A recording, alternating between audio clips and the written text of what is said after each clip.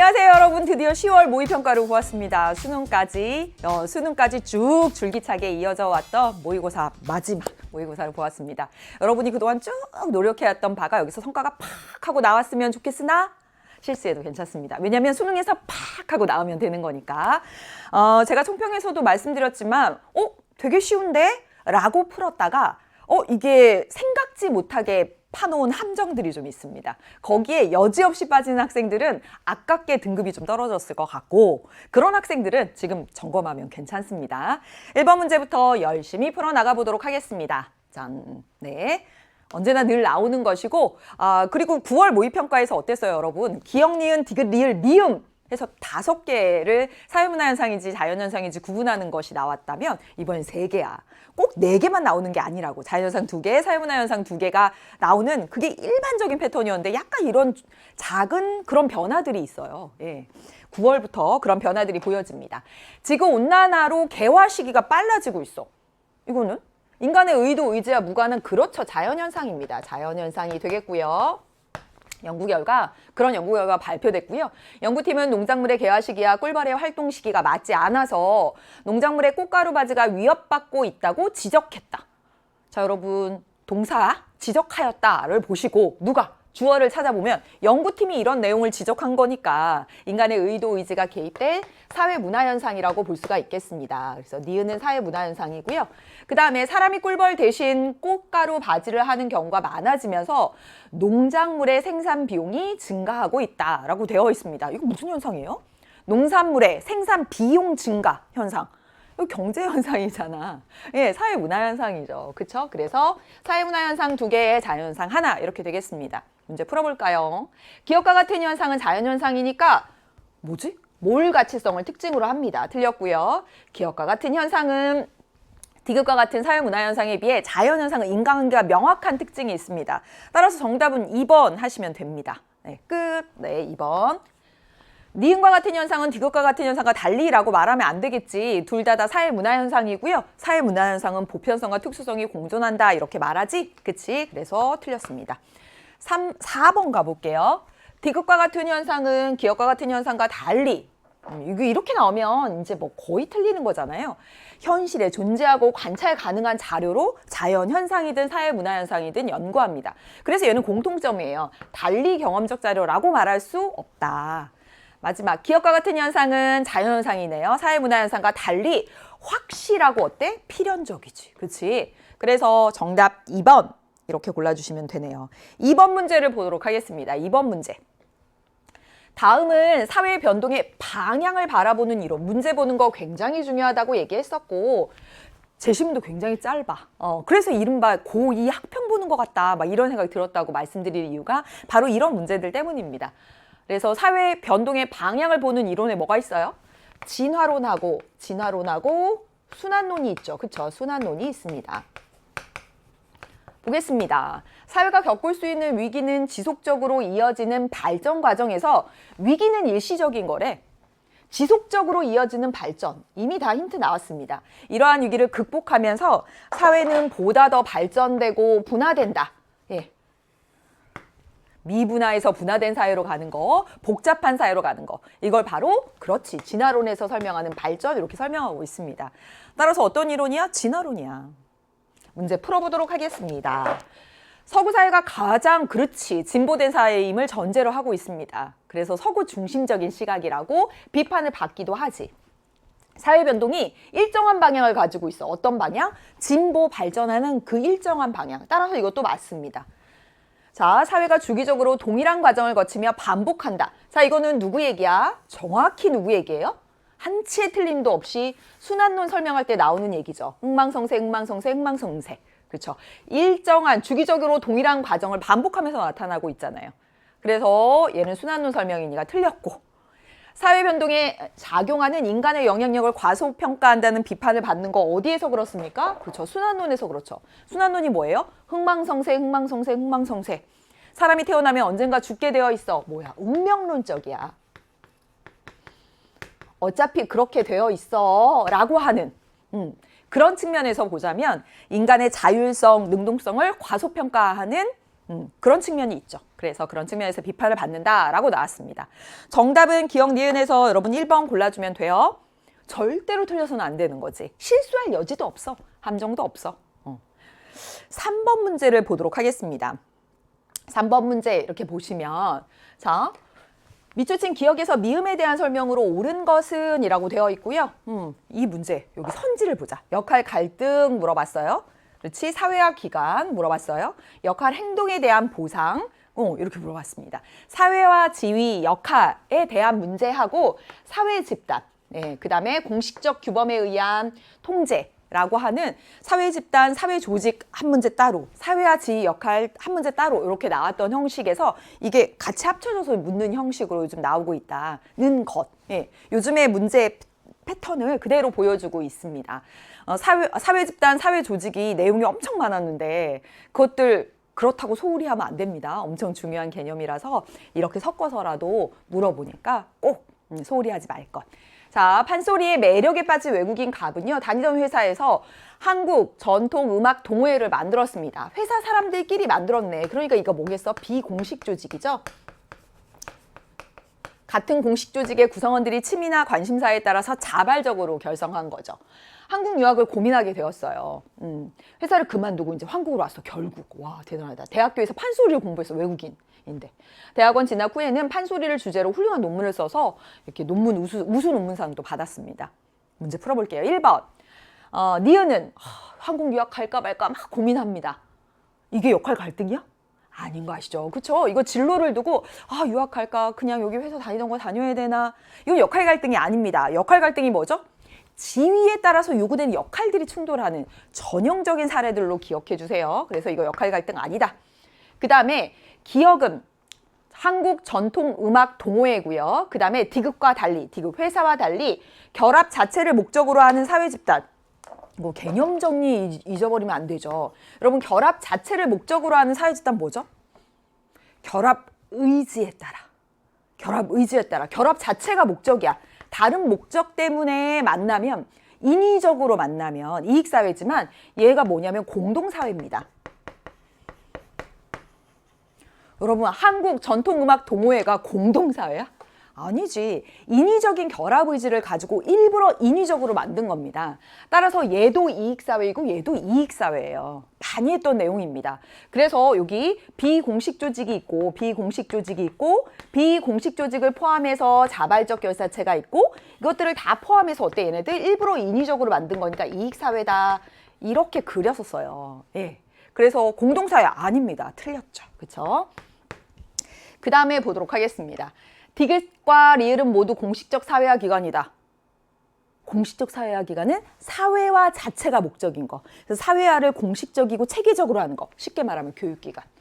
디귿, 회사, 대학교.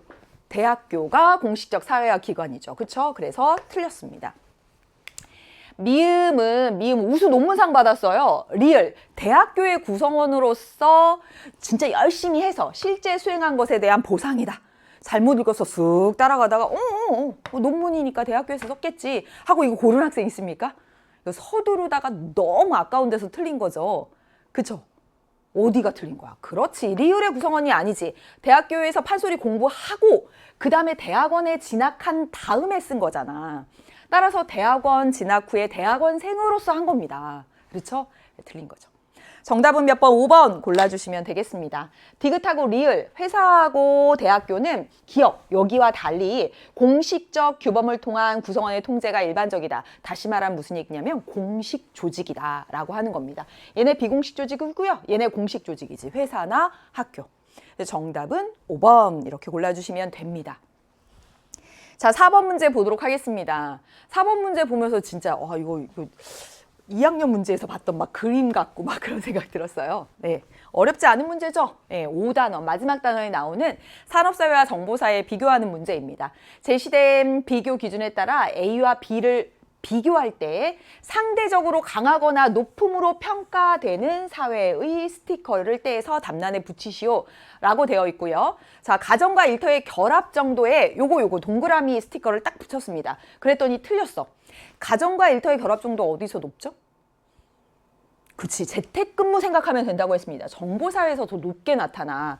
근데 얘 틀렸어. 이 말은 이거 산업사회를 붙인 거지. 따라서 A가 뭐가 된다? 산업사회임을 알 수가 있고요. A가 산업사회이고요. B가 정보사회입니다. 여기 산업사회, 정보사회 이렇게 써놓자. 됐죠? 문제를 풀어보도록 하겠습니다. 네. 이를 통해서 파악을 했어요. 자, 1번 기억은 정답입니다. 쌍방향 대중매체의 활용 비중은 어디서 높게 나타나? 정보사회에서 높게 나타납니다. 따라서 정보사회는 여기 앞에서 별표네. 별표가 정보사회, 동그라미가 산업사회가 되는 거죠. 그렇죠? 따라서 여기 뭐 들어가야 돼? 별표 들어가야 돼. 왜? 정답하고 맞았으니까. 그래서 얘는 틀렸네요. 그 다음에 가의 지식 서비스 산업 종사자의 비중 어디서 높게 나타나? 그렇지. 정보사회에서 높게 나타납니다. 별 썼어요. 그럼 이거 맞으면 돼야 되는데 오답 됐어. 따라서 가에 얘 들어가기에 적절하지 않죠. 그쵸? 틀렸습니다. 세 번째, 나에 들어갈 수 있는 거 소품종 대량 생산 누구야?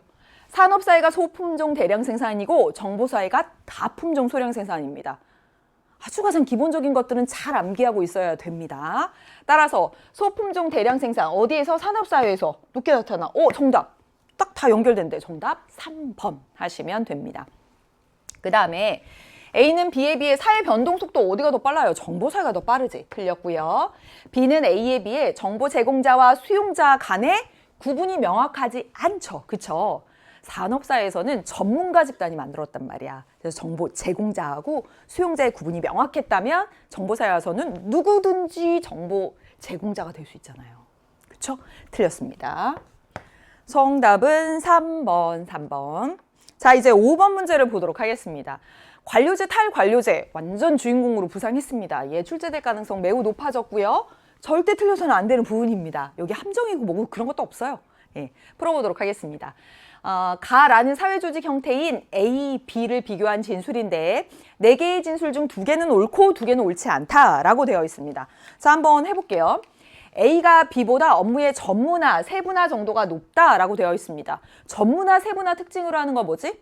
그렇지, 관료제지. 따라서 여기 가 카드에서는 A를 관료제라고 보고 B를 탈관료제라고 봤습니다. 되었어? 두 번째, A가 B보다 성과에 따른 보상이라고 되어 있네요. 성과에 따른 보상은 어디에서? 그치, 성과에 따른 보상은 탈관료제의 특징입니다. 탈관료제의 특징이고요. 관료제는 연공서열. 그렇지, 연공서열. 따라서 B가 관료제. 이렇게 둘이 달리 보고 있네, A랑 B는. 그래서 뭔가 얘가 맞으면 얘가 틀리고 뭐 그렇겠네요. 그쵸? 여기 보겠습니다. B가 A보다 구성원의 재량권 보장을 중시한다. 재량권 보장을 중시하는 거 어디예요? 탈관료제죠. 그쵸? 왜? 관료제는 절차, 규약 이런 것들을 강조하니까. 따라서 A가 관료제가 되겠습니다. 그래서 얘하고 얘는 답이 같네. 그렇지. A를 관료제라고 보고 B를 탈관료제라고 봤습니다. 따라서 얘가 옳으면 뭐 얘가 틀리거나 얘가 2개 틀리거나 뭐 이렇게 되겠죠. 그렇지. 자, 이제 문제를 풀어보도록 하겠습니다. 기억. 가가 옳은 진술이면 A가 관료제야. 그렇지? A가 B보다 환경 변화에 대해서 신속한 대응이 안 됐잖아요. 정보사회 변화에 따라서 신속하게 대응이 안 됐으니까 비효율성이 나타나고 탈관료제로 변화했잖아요. 틀렸습니다. 두 번째, 나가 옳은 진술이면 여기 나가 옳은 진술이면 기억에 어떤 내용이 들어가야 돼요? A가 탈관료제, B가 관료제인 진술이 들어가야 됩니다. 해볼게요. B가 관료제가 업무 수행 과정에 대한 예측 가능성이 높다. 맞지? 왜? 규약, 절차, 이게 매뉴얼이 정해져 있으니까 예측 가능성이 높습니다. 맞아요. 이거 딱 들어가면 됩니다. 그 다음에 디귿 보도록 하겠습니다. 디귿. B가 하향식 의사결정 방식이 지배적이라면 하향식이 뭐죠? 위에서 결정해서 아래로 내리는 이렇게 수직적인 의사결정 구조를 가지고 있는 것을 하향식이라고 합니다. 외워두셔야 돼요. 어디에서? 관료제에서. 따라서 이거 관료제예요. 그럼 B가 관료제라면 하는 얘기야. 그럼 B가 관료제 여기 있네. 요거네. 그렇다면 다와 라가 옳은 진술이다. 아니지. 여기랑 여기가 돼야 되죠. 얘는 옳은 진술이 될 수가 없는 거죠. 그렇죠? 반대로 썼으니까. 그래서 선지 3개 있는 거네. 선지 3개 있는 거. 이 등장하기 시작했잖아. 정답은 뭐밖에 없어요? 니은밖에 없습니다.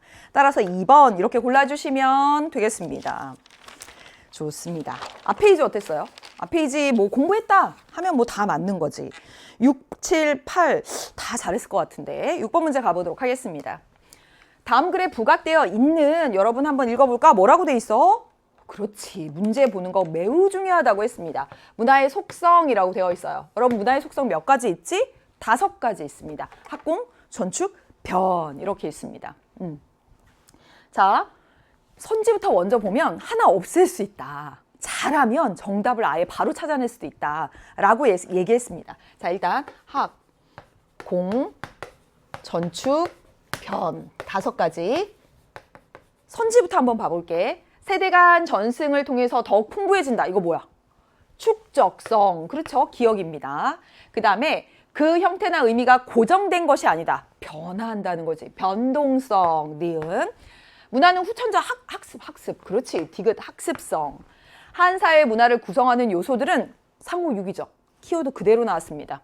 뭐예요? 부분으로 존재하는 것이 아니라 전체적으로 연결되어 있다. 이런 말입니다. 전체성. 그렇지. 여기 전체성.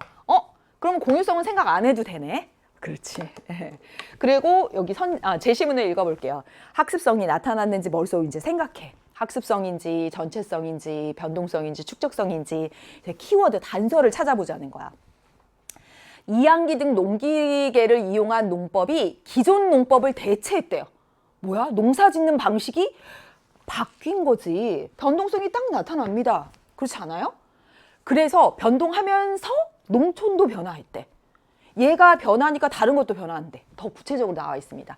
요즘 각국 농촌에서는 주민들과 함께 새참을 먹고 모를 심는 문화가 사라졌어요. 이것도 변동이죠.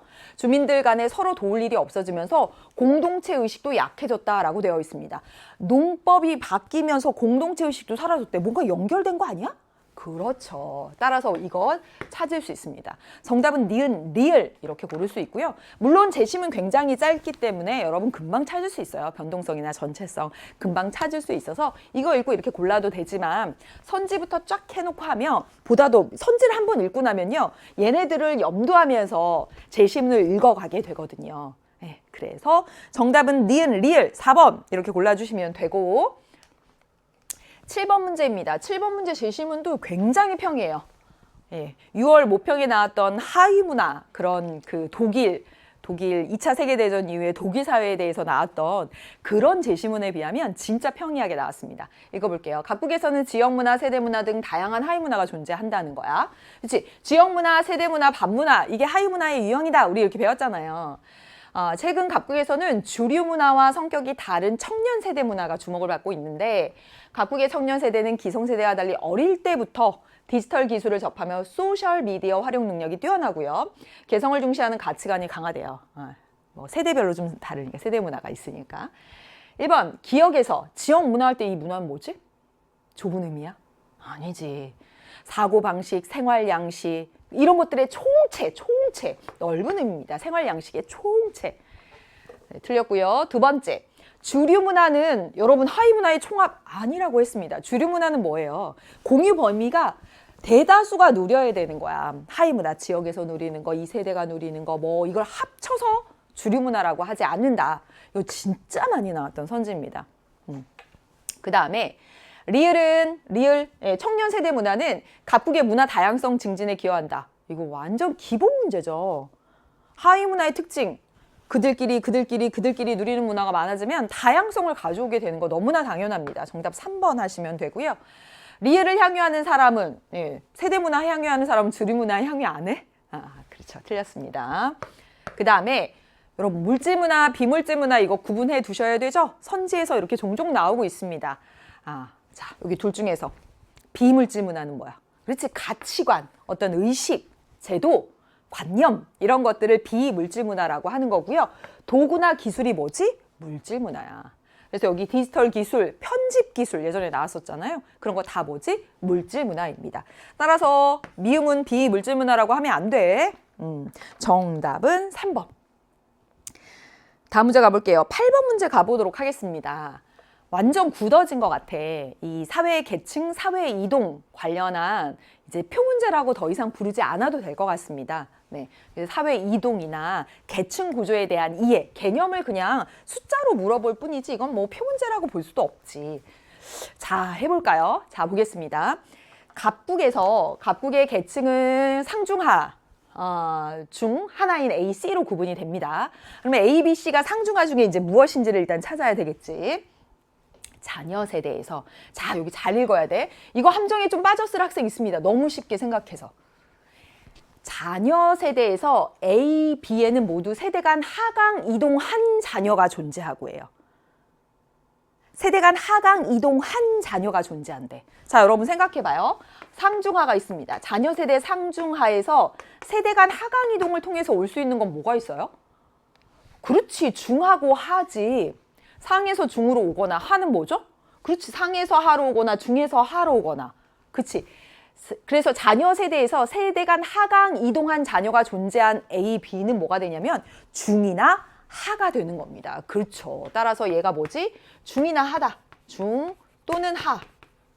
A가 중인지 B가 한지 B가 중인지 모르겠지만, 예. 근데 그 다음에 또 A와 C에서는 모두 세대 간 상승 이동한 자녀가 존재한다. 어디겠어요? 세대 간 상승 이동해서 갈 수 있는 건 뭐겠어? 그렇지, 상이나 중이 되죠. 그렇죠? 하에서 중으로 가거나 하에서 상 또는 중에서 상으로 가는. 따라서 얘는 뭐가 되는 거야? 얘는 그렇지, 중상. 물론 우리는 노련한 학생들은 자, 여기도 A가 있고 여기도 A가 있습니다. 하강이동, 상승이동을 통해서 다 올 수 있는 건 뭐밖에 없어? 중밖에 없어요. 따라서 A가 중이다 라고 하는 것을 바로 찾을 수 있었을 거야. 따라서 A가 중층이 되겠습니다. A가 중층이고요. 그럼 나머지 하나 B가 뭐가 되는 거야? B가. 그렇지, 하층이야, 하층. 그러면 C가 상층 이렇게 되네요. 예. 따라서 부모 세대 계층 구조는 어때요? 중이 가장 많은 다이아몬드형 이렇게 되는 것이고, 자녀 세대 계층 구조는 어때요? 중이 가장 적어. 그럼 이거지. 양극화된 구조가 되는 거죠.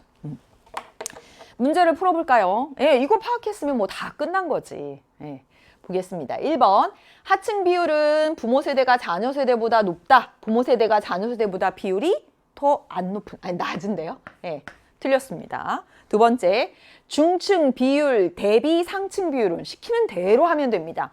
중층 비율 대비 상층 비율 50분의 얼마예요? 20.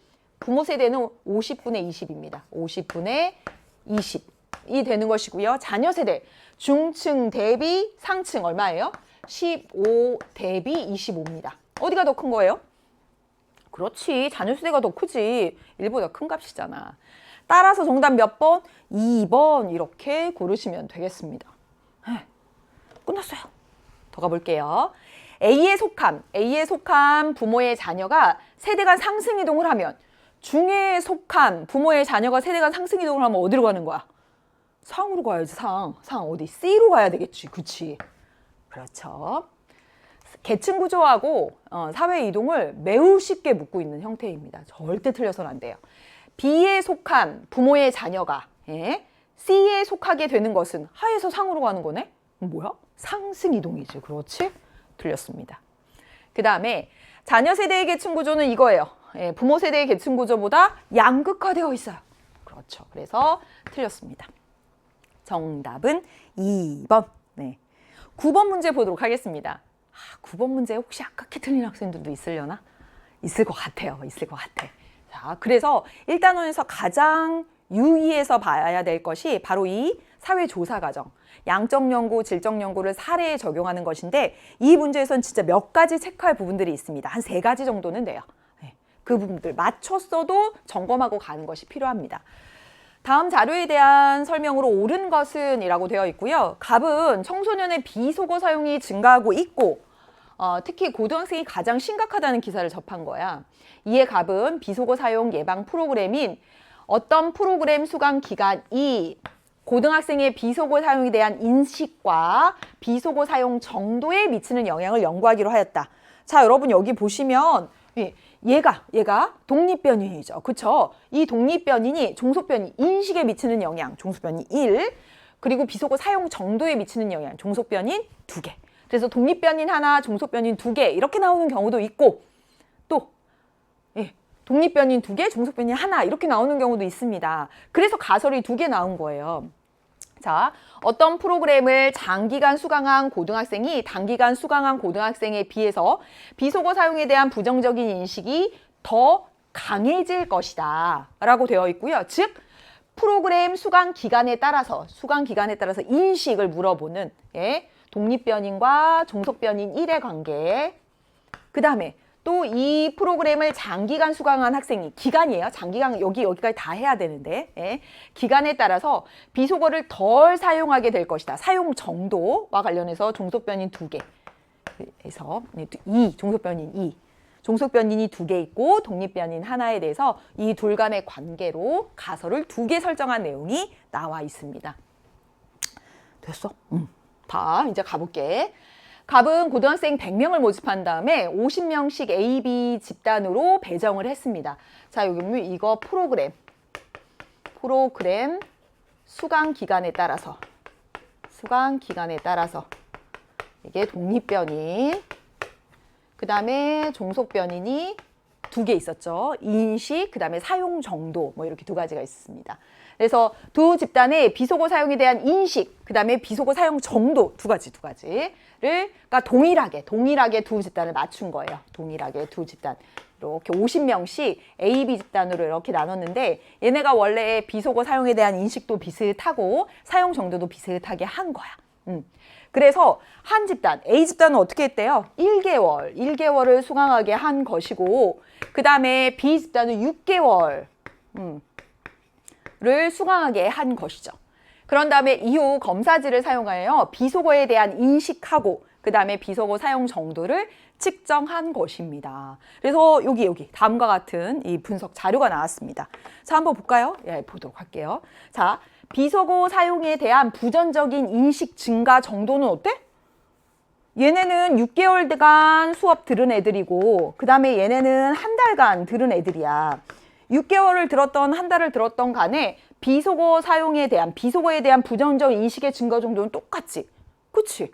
따라서 여기 앞에 보시면 가설 첫 번째, 장기간 들은 애들이 단기간 들은 애들보다 부정적 인식이 더 강해질 것이다 라고 했는데 차이가 없어. 따라서 가설 1은 어떻게 됐어? 그렇지, 가설 1은 기각됐어요. 여기 기각됐다는 것을 알 수가 있고요. 두 번째 다시 여기 가볼게요. 비속어 사용의 감소 정도를 보니까 6개월간 이 프로그램을 수강한 애들은 많이 감소했어. 그렇죠? A 집단 감소 정도보다 얘네가 훨씬 더 많이 감소했네요. 장기간 프로그램을 들었던 애들이 비속어 사용 정도가 더 많이 감소했음을 알 수가 있습니다. 그러면 여기 한번 가볼까? 이걸 장기간 수강한 고등학생이 단기간 수강한 고등학생에 비해서 덜 사용하게 되었다. 많이 감소했으니까 덜 사용한 거 맞잖아요.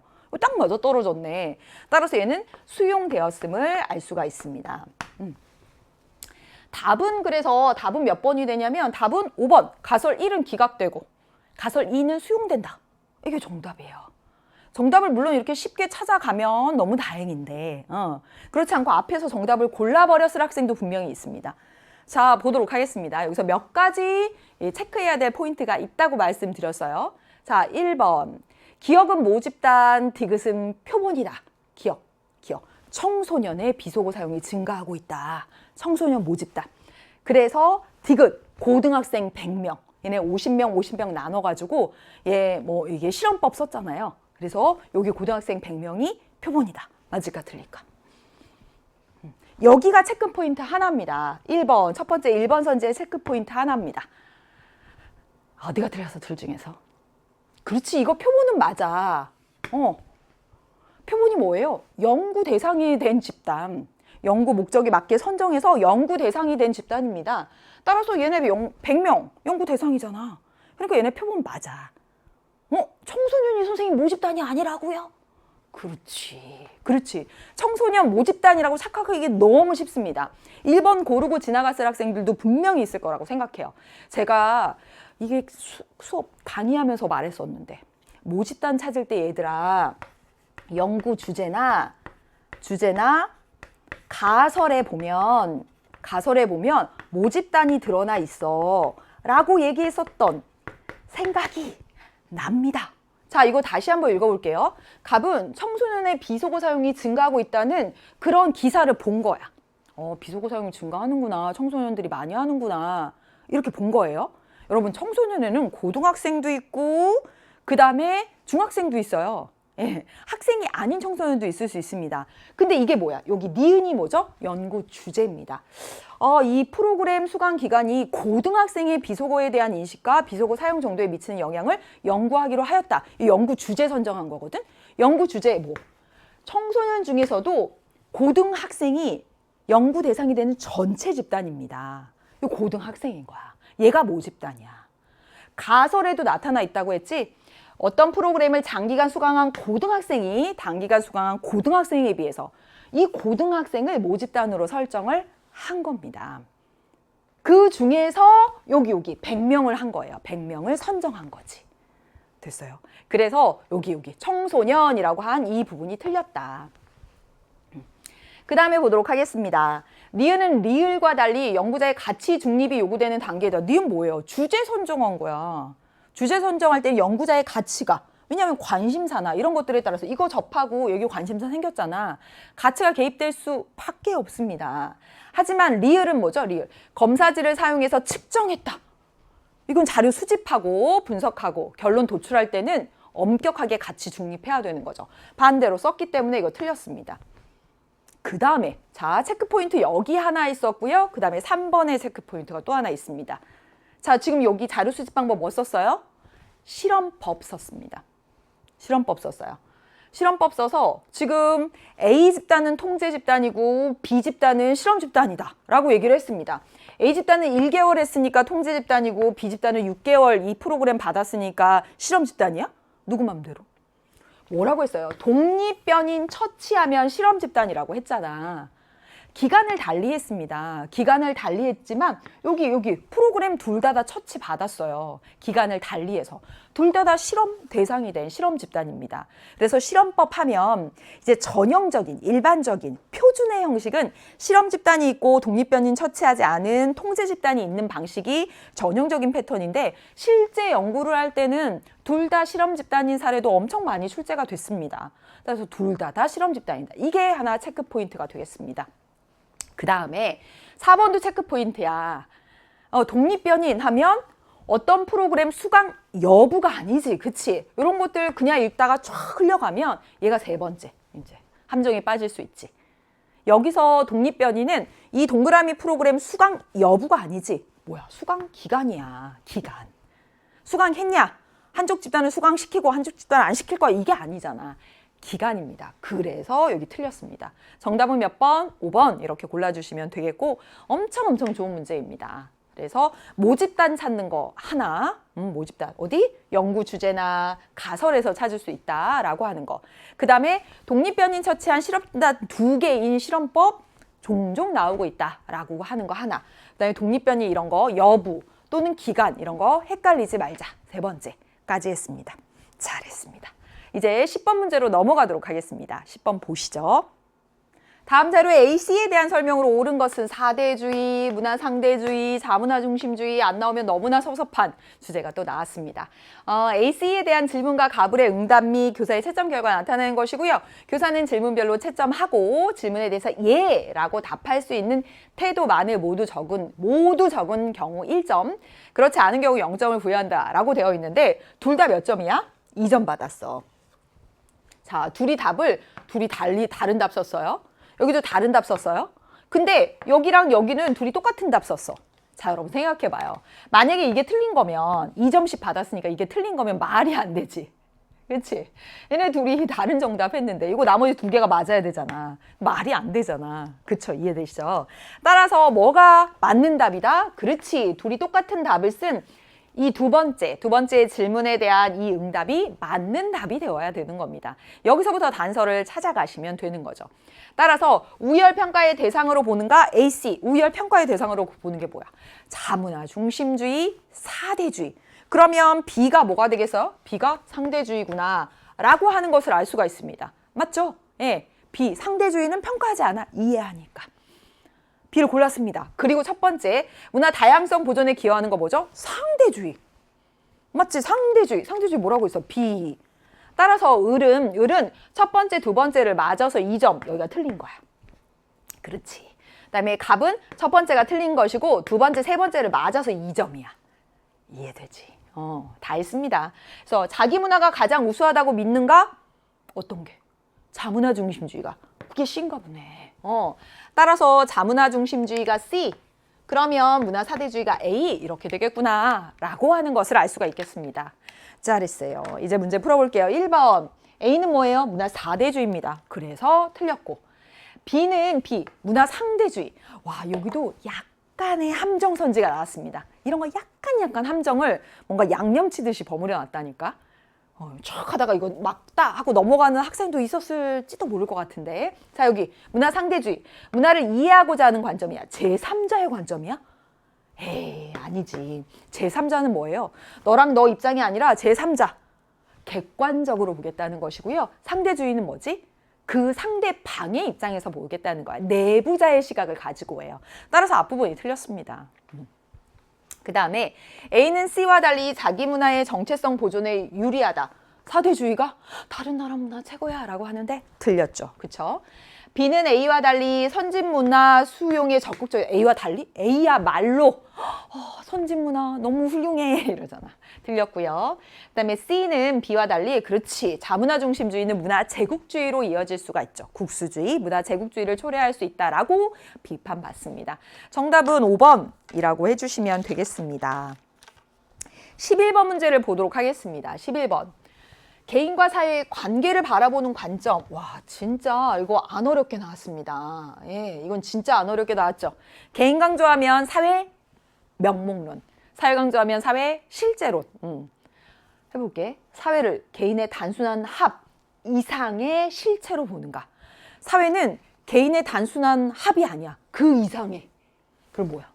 그렇지. 얘라고 했으니까 얘가 실제론이 되고요. 실제론은 뭐 강조하는 거야? 사회 강조하는 겁니다. 사회. 아니요. 쭉 갔어요. 그러면 사회는 개인의 그냥 단순한 합이라고 보는 거지. 그치? 얘는 사회는 이름뿐 명목론이라고 하시면 되고 얘가 바로 개인 강조합니다. 되었습니다. 해볼게요. 1번 A는 사회 문제 해결을 위한 방안으로 사회 실제로는 사회, 구조, 힘 이런 것들을 강조하기 때문에 제도 개혁을 중시합니다. 틀렸죠? 두 번째, B는 사회가 개인에 대해서 외제성을 갖는다. 사회가 우리 바깥에 존재하면서 영향력을 끼쳐. 사회에 힘이 있어. 이거지. 그치? B가 아니라 A는 이라고 하셔야 맞습니다. 그래서 틀렸고요. 세 번째. A는 B와 달리 사회 특성이 구성원의 특성으로 환원될 수 있다. 자, 여기 봐요. 여기서 사회는 앞에 본 것처럼 개인의 합 이상이야. 이상. 따라서 환원이 뭐라고 그랬어? 되돌려서.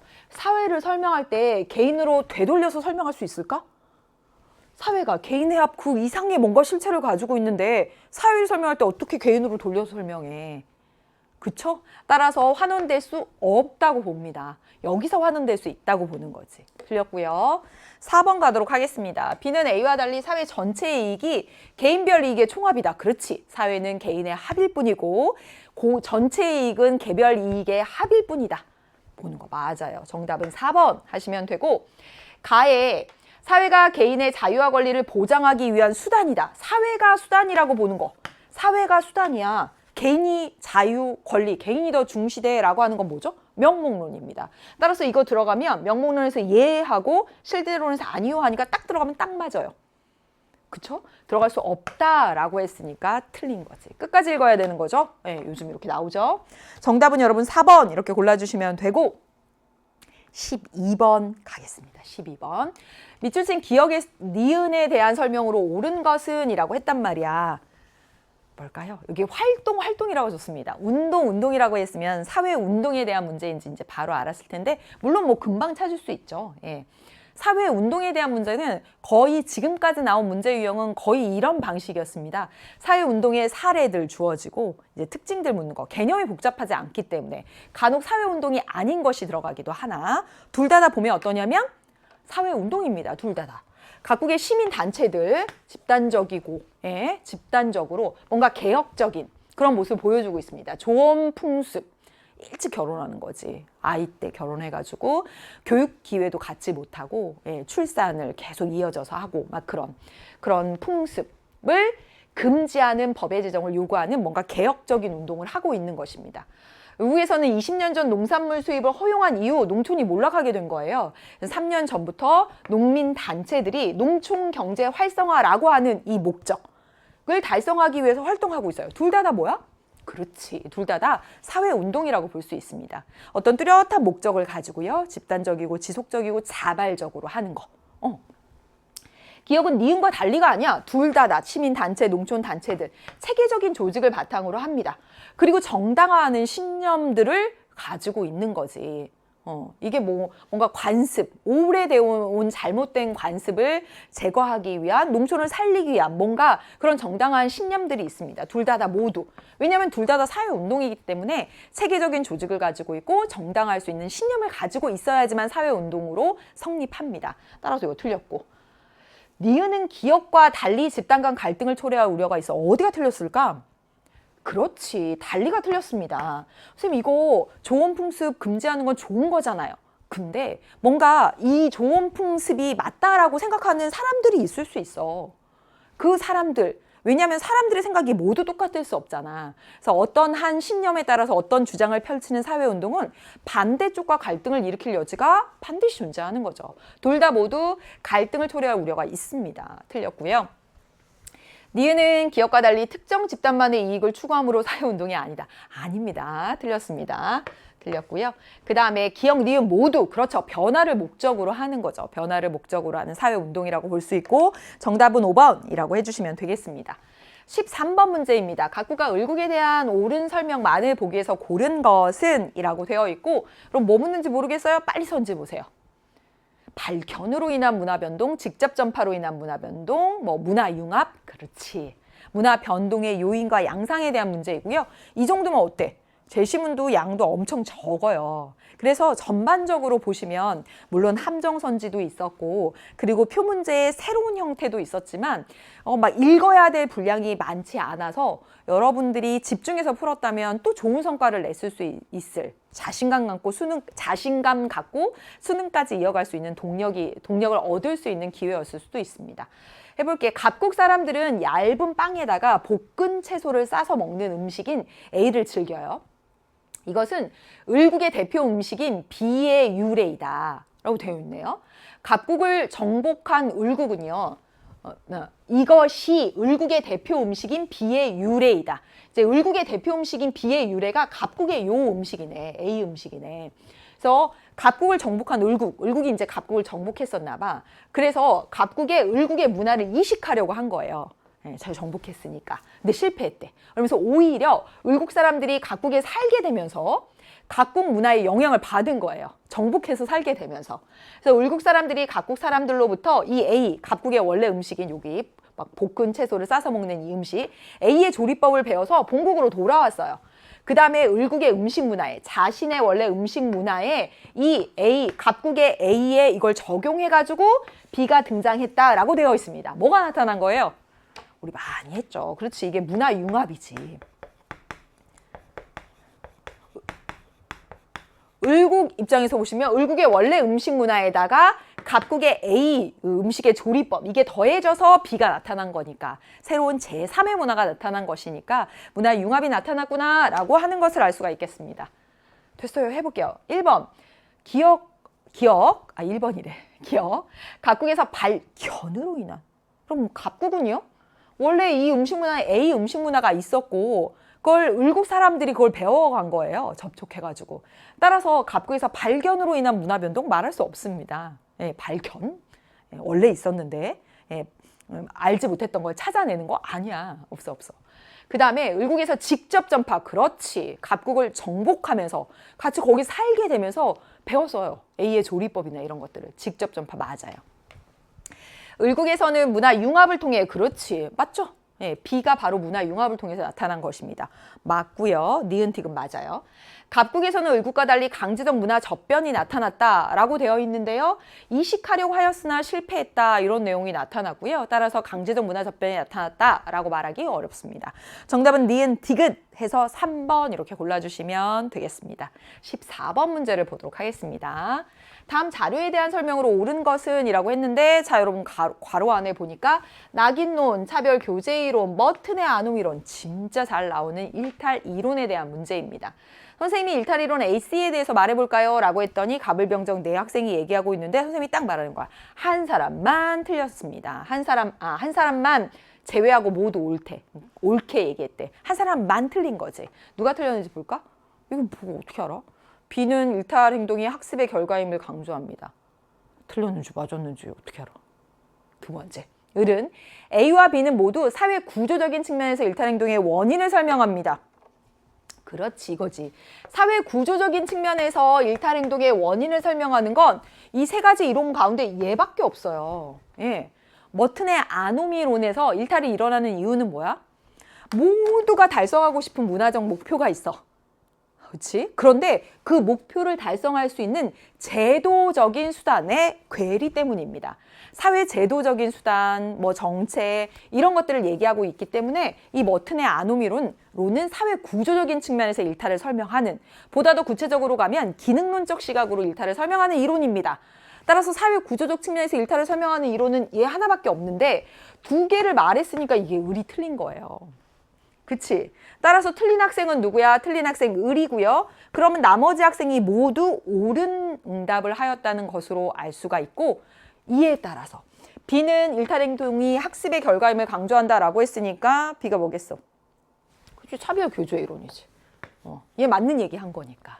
그 다음에 병. C는 A와 달리 일탈 행동을 규정하는 객관적인 기준이 있다고 봅니다. 그러면 A는 일탈 행동을 규정하는 객관적인 기준이 없다고 보는 거네. 일탈 행동을 규정하는 객관적인 기준이 없다라고 하는 걸 특징으로 하는 거 낙인론이잖아. 사람들의 낙인에 따라서 2차적 일탈이 발생할 수도 있고 아닐 수도 있고. 따라서 이게 C는 A와 달리 A가 낙인론입니다. 그렇죠? 그러면 머튼의 아노미론이 C가 되겠지요. 잘했습니다. 다 골랐으니까 이제 해보겠습니다. 1번 기억은 누구예요? 을입니다. 을. 옳지 않은 대답을 한 학생은 을이다 라고 하시면 되고 A는 낙인이론이에요. 일탈 행동이 그 행동에 대한 사회적 반응에 따라서 그치 낙인에 따라서 일탈 행동 여기서 말하는 일탈 행동은 2차적 일탈이야. 낙인 찍힌 다음에 나타나는 일탈이거든. 그 일탈 행동이 낙인 때문이야. 그 행동의 속성이 아니라 그 행동의 속성 때문에 일탈이냐 아니냐라고 한다면 그 행동의 속성이라고 하는 객관적인 기준이 있는 것이지 이렇게 되면. 따라서 그 행동에 대한 사회적 반응 때문에 나타난다라고 보는 게 낙인론입니다. 틀렸고요.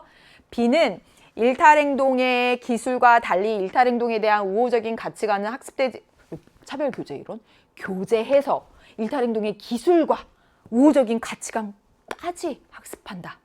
입니다. 그래서 틀렸어요. 그 다음에 4번 가겠습니다. 4번. C는 여기 머튼의 아노미론 문화적 목표와 제도적 수단 간의 괴리를 맞네. 그대로 나왔네요. 정답은 4번.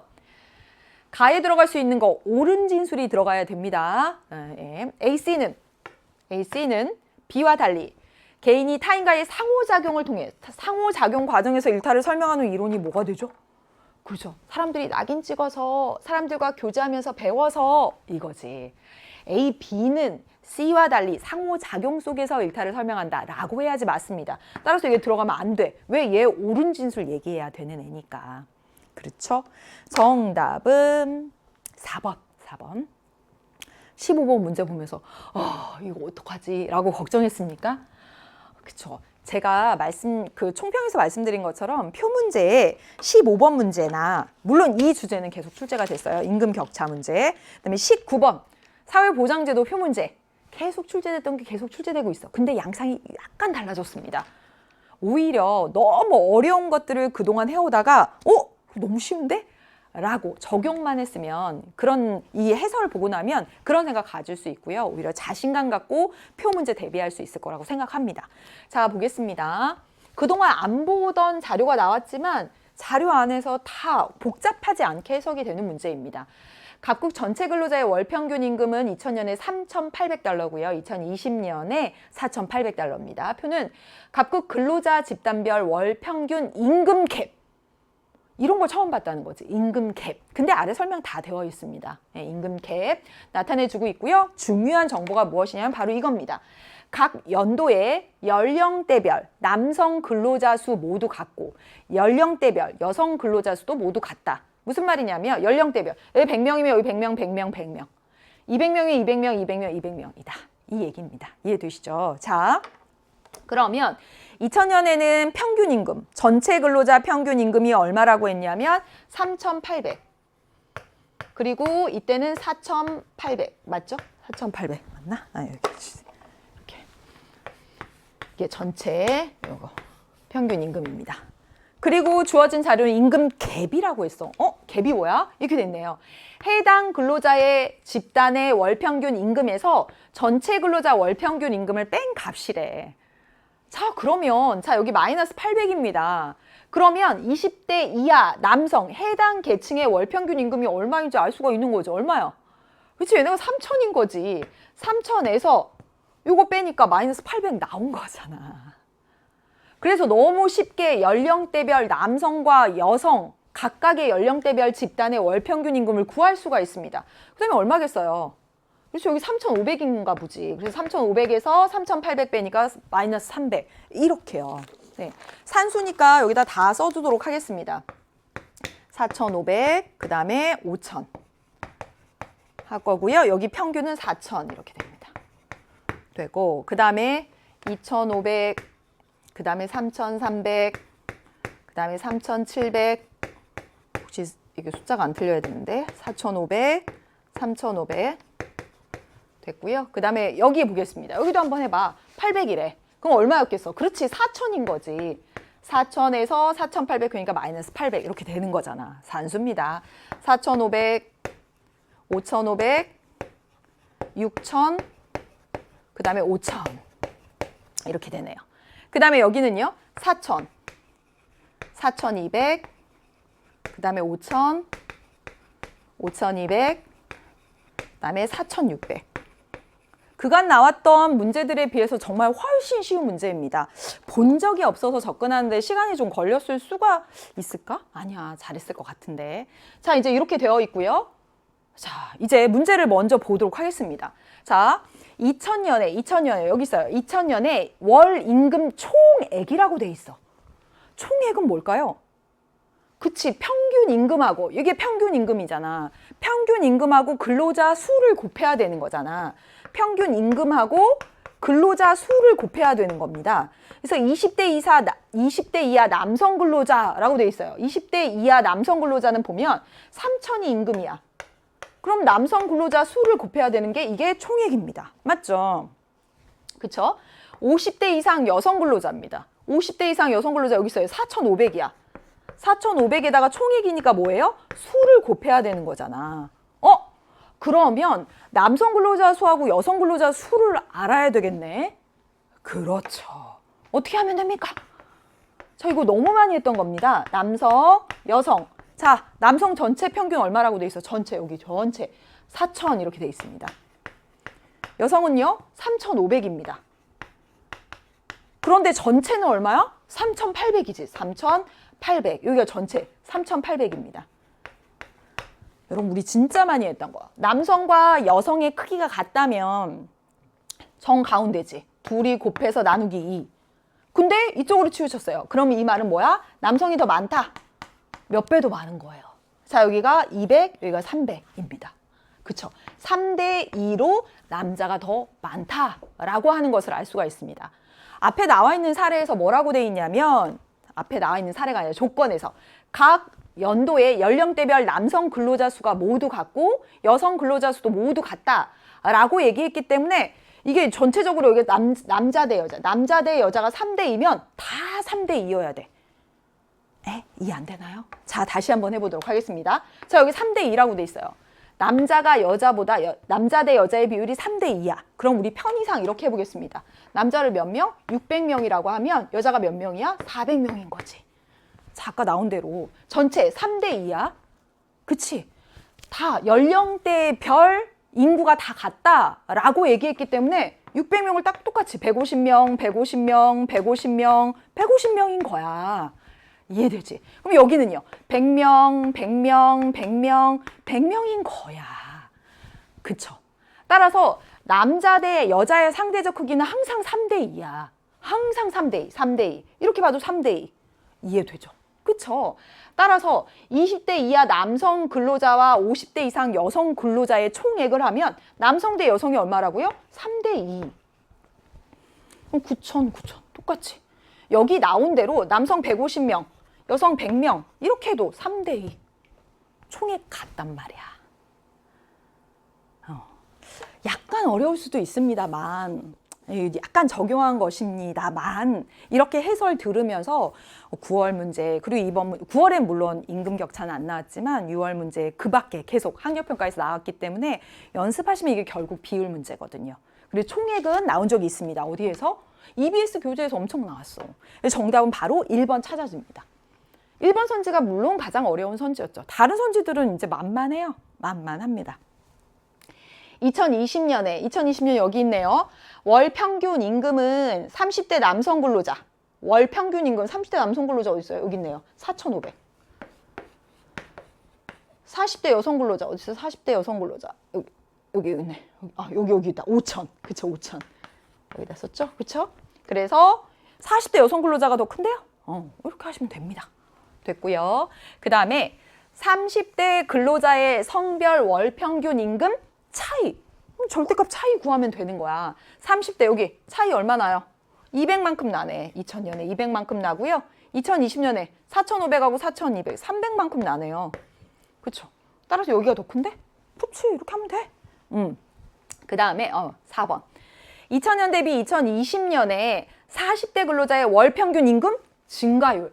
이 증가율 구하는 거 엄청 많이 나왔었잖아. 원래 얼마였는데부터 시작하면 됩니다. 여기 40대 여기 있어요. 원래 남자 얼마였어? 4,500인데 5,500 됐어요. 따라서 남성의 증가율은 원래 4,500이었는데 5,500으로 1,000만큼 증가했어요. 곱하기 100입니다. 여자는요? 원래 얼마였어? 3,700이었어. 3,700이었는데 3,700에서 얼마가 됐어? 5,000이 됐어. 얼마큼 증가했어? 1,300만큼 증가한 겁니다. 이렇게. 계산할 필요도 없이 누가 더 커? 여성이 더 크지. 그치? 그래서 틀렸고요. 그 다음에 보도록 하겠습니다. 연령대별 근로자의 성별 월 평균 임금 차이는 2000년과 2020년 모두 50대 이상이 가장 크다라고 얘기했는데요. 자, 여기 볼까? 여기 차이 봐봐. 여기 차이 500만큼 나죠. 그쵸? 근데 여기 차이는 더 나는데? 이것만 봐도 차이 그냥 4,500에서 3,700 빼봐요. 5,000에서 4,500 빼봐. 50대 이상보다 40대가 더 많이 나는데? 그렇지. 그래서 바로 2000년에 아닙니다. 뭐 다 차이를 계산할 필요도 없이 해보시면 되겠습니다. 정답은 1번 됩니다. 1번 됩니다. 자, 이제 넘겨보도록 하겠습니다. 자료 수집 방법 나왔네요. 면접법, 질문지법, 참여관찰법. 제시문 짧아요. 네. 우리나라의 노인 문제에 관해서 갑은 A, 을은 B, 병은 C를 사용해서 자료를 수집했는데 갑을은 병과 달리 연구 대상자의 얘네 언어적 상호작용 필수적인 이거 진짜 많이 나오죠. 이거 공통점 뭐지? 면접법과 질문지법은 언어적 상호작용이 필수적이잖아. 그러면 갑을이 선택한 건 면접법과 질문지법. 그럼 병과 달리라고 했으니까 병이 선택한 C가 뭐예요? 참여관찰법이구나 이렇게 찾을 수가 있죠. 그쵸? 그 다음에 을은 B는 갑과 병과 달리 통계 분석에 적합하다. 통계 분석. 양적 자료 수집하는 거 뭐밖에 없어요.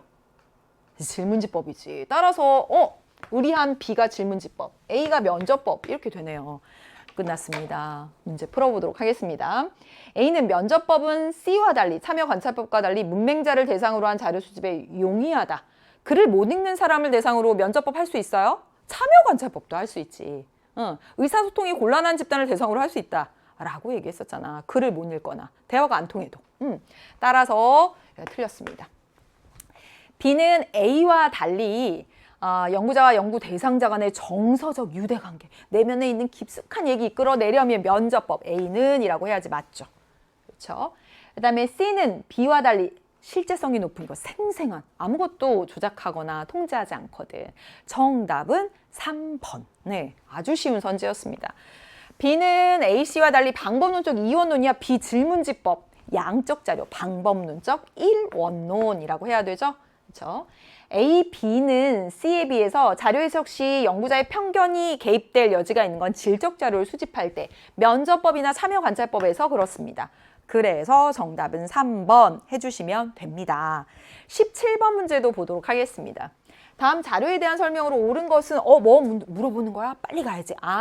빈곤의 유형에 대한 문제구나 라고 하는 것을 알 수 있습니다. 각국에서 소득이 최저생계비 미만인 가구를 절대적 빈곤, 그 다음에 중위소득의 50% 미만인 가구를 상대적 빈곤으로 구분을 한대요. 2022년 각국에서 소득이 중위소득 50% 이상인 가구는 전체 가구 중 80%이고 자, 이 문제도 역시 마찬가지로 약간 미세하게 급한 마음에 막 풀고 가다 보면 함정에 빠질 수 있는 여지가 있는 거야. 어디 그렇지. 중위소득의 50% 이상인 가구야. 미만이 아니야. 자, 봐요. 이 가장 가운데 있는 가구를 중위소득이라고 하고 편의상 중위소득의 50% 여기 상대적 빈곤선이라고 해보도록 하겠습니다. 그래서 중위소득의 50% 미만인 가구가 상대적 빈곤 가구인데 자, 중위소득의 50% 이상인 가구가 전체 100가구라고 했을 때 여기가 80가구라고 하는 거잖아. 얘가 아니라. 이런 것들 너무나 지금 읽어보면 쉬운데 문제 풀다 보면 상대적 빈곤 가구가 전체의 80%야? 이렇게 할 수도 있다는 거죠. 아니에요. 100가구라고 치면 80가구가 중위소득 이상이고요. 중위소득 50% 이상이고요. 따라서 20%가 상대적 빈곤율이 되겠다. 그 다음에 소득이 최저생계비 미만인 가구 수의 10배이다 라고 되어 있습니다. 그러면 자 여기가 80가구예요. 소득이 최저생계비 미만인 가구, 절대적 빈곤 가구는 몇 가구라는 거야? 8가구라고 하는 거지. 8가구. 따라서 여기 절대적 빈곤이 상대적 빈곤보다 적습니다. 따라서 전체 100이라고 했을 때 8%가 절대적 빈곤 비율, 그 다음에 20%가 상대적 빈곤율 이렇게 보시면 되죠. 다 했어요. 문제 풀어볼게요. 기억, 니은 모두 중위소득의 50% 최저생계비라고 하는 객관적인 기준이 있습니다. 너무나 많이 출제됐던 겁니다. 틀렸고요. 두 번째 갑니다. 니은은 기억과 달리 한 사회의 소득 분포를 그렇죠. 상대적 빈곤은 줄 서 있는 거. 어떻게 줄 서 있느냐에 따라서 소득 분포잖아. 소득 분포와 굉장히 밀접합니다. 그래서 전체 소득이 같고 평균 소득이 같더라도 상대적 빈곤의 비율은 달라질 수가 있어. 어떻게 분포되어 있느냐에 따라서 엄청 많이 했었습니다. 따라서 정답은 2번 하시면 됩니다. 어떻게 줄 서 있느냐에 따라서 중위소득이 달라질 수 있으니까 중위소득의 50%도 달라질 수 있는 거죠. 그렇죠?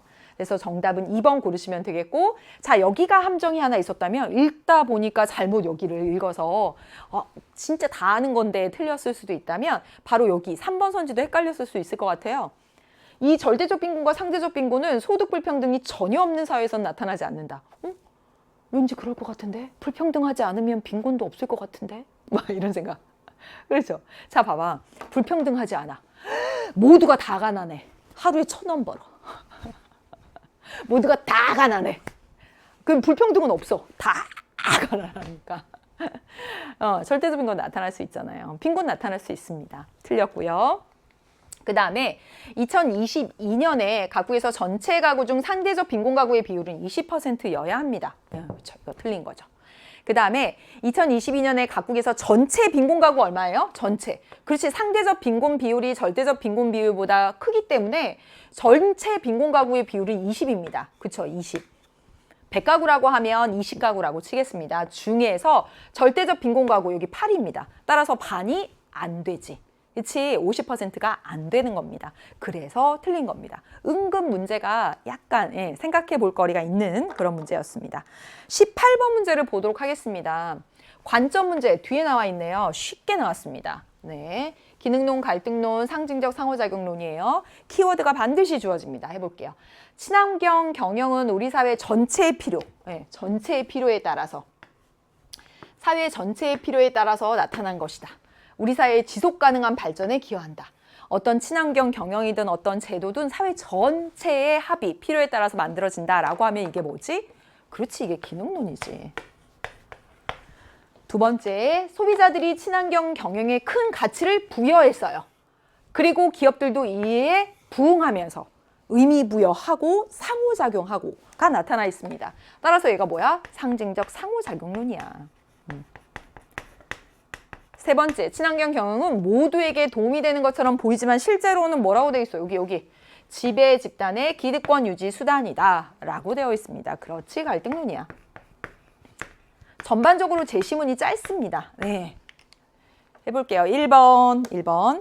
갑의 관점은 기능론이야. 그렇지. 상호 의존, 상호 유기적 이렇게 표현한다고 했고요. 정답은 너무 쉽게 1번 고르시면 됩니다. 을의 관점, 대립과 갈등. 병의 관점이지? 네, 틀렸고. 병의 관점은 사회 구조에 대해 자율성을 가진 개인의 자율성 강조하는 건 여기 을의 관점, 상징적 상호작용론입니다. 틀렸고요. 을의 관점은 갑의 관점과 달리 사회 구조적 측면에서 보는 건 기능론과 갈등론입니다. 틀렸죠? 그쵸? 병의 관점은 을의 관점과 달리 사회를 유기체로 본다. 유기체설을 전제로 하는 건 기능론이잖아. 선지득 기본적인 거 묻고 있습니다. 19번 문제를 보도록 하겠습니다. 사회보장제도 표문제 계속 나오고 있는데 지난 9월에도 그렇게 어렵지 않게 나왔고요. 얘 역시 마찬가지입니다. 복잡한 계산이나 이런 것들이 필요로 하지 않아요. 다만 약간 유형이 변화됐다라고 생각하시면 되고 그냥 비율 계산입니다. 우리나라의 사회보장제도 A는 노령장애 사망 시 본인 또는 가족에게 노령연금, 장애연금, 유족연금을 국민연금, 사회보험. A가 사회보험이고요. B는요. 65세 이상 노인 중에서 소득이 일정 수준 이하인 노인을 선별해서 기초연금이고요. 공공부조입니다. 따라서 A가 뭐야? A 쓰자. A가 사회보험이 되고 B가 공공부조야. 사회공공. 사회보험의 수급자 중 공공부조의 수급자 비율이 연도별로 나와 있고 공공부조의 수급자 중 A의 수급자 비율, 사회보험의 수급자 비율이 나와 있습니다. 이거 어떻게 해야 될까? 조금만 생각하시면 되는 것이 자 여기 있어요. 갑 지역의 인구는 100만 명으로 일정하대요. 2020년이나 2021년이나 갑 지역의 인구 중 상호부조의 원리에 기초한 제도. 어떤 제도야? A입니다. A. 얘 수급자 비율은 2020년과 2021년이 20%로 같다라고 했으니까 A의 수는 20만 명이 되겠네. 그렇지? 따라서 여기다 이렇게 제가 바꿔서 그려볼게요. 2020년 A, B. A의 수급자 수가 20만 명인 거야. 됐지? 2021년도 해볼게. 이러면 여러분 이해가 진짜 쉬울 거야. A, B. 선생님만큼 쉽게 할 수 없어. 20만 명이지? 전체 100만 명이라고 했으니까. 자, 여기 나온 대로 해봐요. A, 사회보험 20만 명이야. 사회보험 중 B의 수급자 비율, 공공부조. A 중에서 B 여기 있는 애들이잖아. 이해되죠? 여기에 비율이 20%래. 20. 그럼 20에 20% 얼마? 그렇지. 4만 명은 이렇게 겹친다는 거야. 이해되죠? 그러면 사회보험만 받는 애들은 얼마? 16만 명입니다. 이렇게 하시면 되는 거죠. 됐죠? 여기도 한번 해볼까요? 얼마래요? 35%래. 2021년에. 20에 35%는 여러분 얼마가 되지? 7이지 7. 그치? 그럼 여기가 7이야. A 중에서 B의 수급자 비율. 여기 7입니다. 여기 7. 그러면 여기 얼마야? 13. 이렇게 하시면 되지. 그쵸? 자, 이제 여기는 어떻게 하면 될까? 여기 있잖아. B의 수급자 중 A의 비율. 자, B 얼마인지 모르는데 여기 4만 명이 얼마래요? 25%래. 그럼 여기 얼마여야 돼? 16만 명이어야 되지. 16분의 4 곱하기 100 하면 25% 나오잖아. 그렇지. 그럼 여기 나머지 얼마겠어요? 12네. 12만 명. 완전 쉽죠? 그 다음 여기에 있습니다. 여기 봐. 여기 B가 얼마인지 모르는데 공공부조의 수급자 중 여기 비율이 28%에서 7 나왔대. 그럼 얼마여야 되냐면 25입니다. 25에 0.28 곱하면 7 하고 나오거든. 그럼 여기 얼마 들어가면 돼요? 18 이렇게 들어가면 되죠. 그래서 이제 다 한 겁니다. 그래서 A가 사회보험이고 B가 뭐야? 공공부조다. 이거 해놓고 문제 풀면 이제 다 풀어줘요. 해보겠습니다. 1번. 2020년에 여기에요. 2020 수익자 부담의 원칙이 적용되는 제도. A지. 그치? A. A의 수급자 얼마예요? A 수급자 이렇게 20만 명. 그렇지 않은 16만 명. 더 많잖아. 틀렸습니다. 두 번째, 2021년에 의무가입 원칙이 적용되는 거 뭐예요? 사회보험이지. A야. A의 수급자가, 제도의 수급자가 그렇지 않은 제도의 수급자. B보다 어때? 20만 명, 25만 명이야. 더 적지? 그렇지. 그럼 돼. 네, 틀렸습니다. 그 다음에 보도록 하겠습니다. 그 다음에 2020년 여기 있습니다. 사후 처방적 성격이 강한 제도의 수급자. 사후 처방적 성격이 강한 제도 여러분 어떤 제도예요? 사후 처방적 성격이 강한 거. B입니다. 공공부조. B. B의 수급자가 사전 예방적 성격이 강한 제도의 수급자. A. A 수급자보다 4만 명 많아? 4만 명 적지. 16, 20이니까 4만 명이 적습니다. 그렇죠? 그래서 틀렸습니다. 그 다음에 2020년 대비 2021년에 선별적 복지 이념에 기초한 제도의 수급자의 만이라고 돼 있어. 만. 그러면 B에만 해당되는 거야. 그럼 얘하고 얘지. 그치? 왜냐면 이런 애는 같이 사회보험 같이 받고 있는 거니까 여기서 이렇게 간 겁니다. 그렇죠? 증가율이 50%이다. 맞아요. 원래 얼마였는데? 원래 12만 명이었는데 18만 명으로 얼마만큼 증가했어? 6만 명 증가했습니다. 곱하기 100이지. 그러니까 50%지. 정답은 몇 번? 4번 이렇게 골라주시면 되겠습니다. 그 다음에 5번. 2020년 대비 2021년에 공공부조에 해당하는 제도의 수급자의 만. 해당하는 사람과 달리 공공부조에 해당하는 사람. 여기지. 해당하는 사람 어떻게 했어요? 증가했어요. 그치? 네. 2020년 대비 2021년에 증가했어요. 사회보험에 해당하는 제도의 수급자의 만이야. 그러니까 어디야? 요거야. 요거지. 그치? 얘는 어때? 감소했네. 그래서 공공부조에 해당하는 제도의 수급자에만 해당하는 사람과 달리 사회보험에 해당하는 제도의 수급자에만 해당하는 사람은 어떻게 됐어요? 16만 명에서 13만 명으로 감소했다라고 해야 되는 거지. 그렇지? 네, 그거 보시면 됩니다. 잘했어요. 오늘의 마지막 문제입니다. 마지막 문제. 인구 관련 지표를 나타낸 것이다 라고 나왔습니다. 너무 많이 나왔던 거지. 그치? 자, 항상 어떻게 하라고 했습니까? T년, T 플러스 50년 해서 0에서 14세, 15세에서 64세, 65세 이상의 인구 이렇게 하라고 했습니다. 각국의 인구 관련 지표를 나타낸 것이고요. T년 대비 T 플러스 50년에 자 여러분 총 인구 증가율이 200%이다 라고 되어 있습니다. 자 그러면 여기 총 인구를 100명이라고 치면 여기 몇 명인 거야? 200% 증가했대. 그렇지 여기 300명인 거지. 200% 증가가 뭐예요? 원래 100명이었는데 그렇죠 200만큼 증가해서 곱하기 100 해서 200% 하고 나온 거거든. 원래 100명이었는데 200명만큼 증가했어 이겁니다. 그래서 얼마가 된 거? 300명인 거지. 그래서 이거 계산하면 그래서 여기 300명이다 이렇게 하시면 되겠습니다. 자 이제 됐어요. 그래 놓고 총 부양비 100 하고 나왔습니다. 여러분 총 부양비가 뭐예요? 총 부양비 15세에서 64세 인구 대비 0에서 14세 인구 유소년 부양비 하고 65세 이상의 인구의 비율 노년 부양비를 더한 것이죠. 이게 얼마야? 곱하기 100 해서 얘가 100 나왔다라고 되어 있습니다. 그 말은 무슨 말이야? 여기랑 여기가 같다는 말이 되는 거지. 그렇죠. 따라서 여기가 50이면 전체 100이면 얘 둘이 합해서 얼마? 50 되는 겁니다. 이해되시죠? 그렇죠? 50을 얘네들이 나눠 가져야 되는데 노령화 지수 25다 이렇게 나와 있습니다. 노령화 지수는 볼까요? 여기 있습니다. 유소년 인구 대비 노년 인구야. 이게 25래. 그럼 여기를 100이라고 치면 지워져서 여기 25 이렇게 나온 거거든요.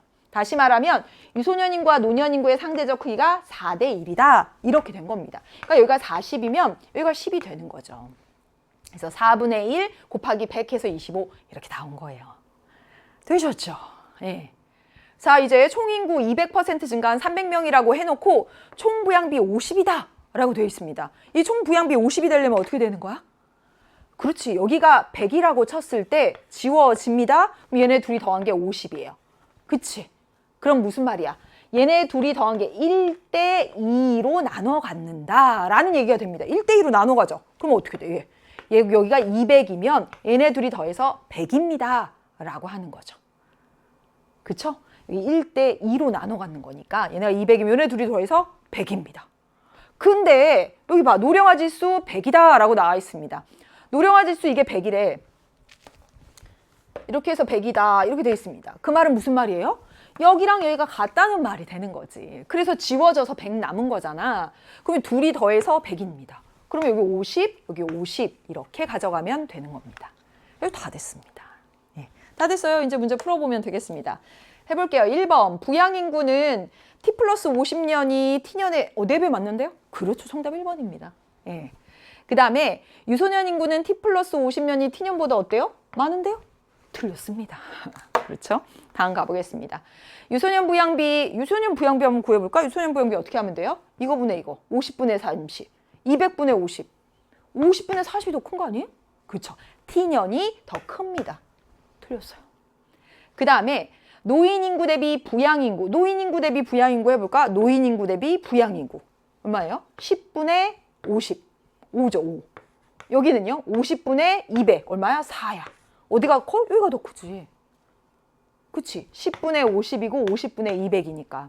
따라서 노년인구 대비 부양인구는 T 플러스 50년이 T년보다 작습니다. 그렇죠. 그 다음에 T 플러스 50년에는 T년과 달리 총인구 중 노년인구의 비율 해봐. 총인구 중에 노년인구의 비율. 100에서 10이니까 10%야. 그치? 여기는요, 300에서 50이야. 6분의 1이야.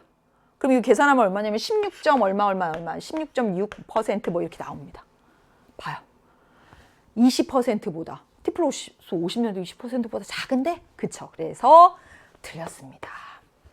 다 했습니다. 여기까지 해서 오늘 문제를 다 풀어보았습니다. 여러분 너무 애쓰셨습니다. 전반적으로 보면요. 글은 많지가 않아. 그런데 함정이 약간 있었어. 뭐라고 했어? 빠져도 괜찮아. 왜? 점검할 시간이 있으니까.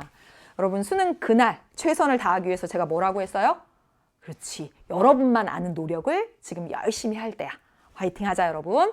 더 힘내시고 끝까지 열심히 하는 사람이 좋은 결과를 얻습니다. 여러분 건강관리 잘하세요. 여러분 화이팅!